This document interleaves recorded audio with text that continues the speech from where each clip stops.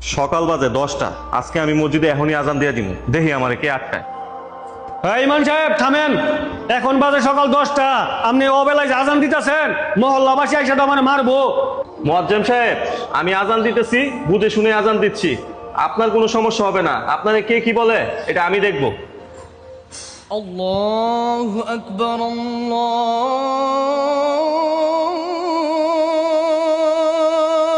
أكبر কিরে মুয়াজ্জিমে কি পাগল হয়ে গেল গা? সকাল 10টা বাজে না, মুয়াজ্জিম মনে কি আর আজান দেয়? আইছে গাড়ি বাগর মুয়াজ্জিম রেখা ধরিগা।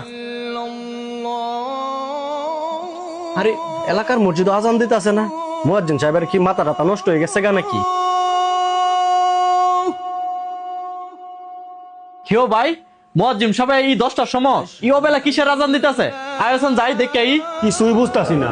ইমাম সাহেব যে অবেলায় আজান দিতেছে, এই মসজিদের মুয়াজ্জিম তো আমি, এলাকাবাসী, মসজিদের সভাপতি, মসজিদের কমিটি সবাই তো এসে আমারে ধরবো।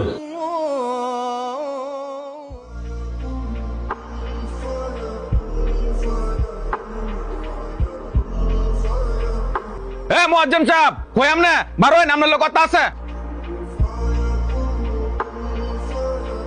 আরে ইমাম সাহেব, এলাকাবাসী, মসজিদের কমিটি সবাই আইছে, চলেন যাই দিয়ে কি কয় এরা। এ কি হলো মুয়াজ্জিম সাহেব, কথা কি কানে জানা? তাড়াতাড়ি আয়েন। আসসালামু আলাইকুম সভাপতি সাহেব। ওয়ালাইকুম আসসালাম ইমাম সাহেব। আর মুয়াজ্জিম সাহেব আপনার মাথা কি ঠিক আছে? সকাল বাজে 10টা, আপনি অবেলা কি আর আজান দিছেন? কি আর আজান দিছেন? দেখেন সভাপতি সাহেব, মুয়াজ্জিম সাহেবের কোনো দোষ নাই, আজানটা আসলে আমি দিছি। সভাপতি সাহেব, ইমাম সাহেবের সাহসটা কত বড়! অসময়ে আজানটা দিছে, উনার তো বিচার হওয়া উচিত। অসময়ে আজান দিছি বলে আপনারা সবাই চলে আসছেন আমার বিচার করার জন্য। এতক্ষণ তো সভাপতি সাহেব আপনারা বললেন, এবার আমি কিছু বলি।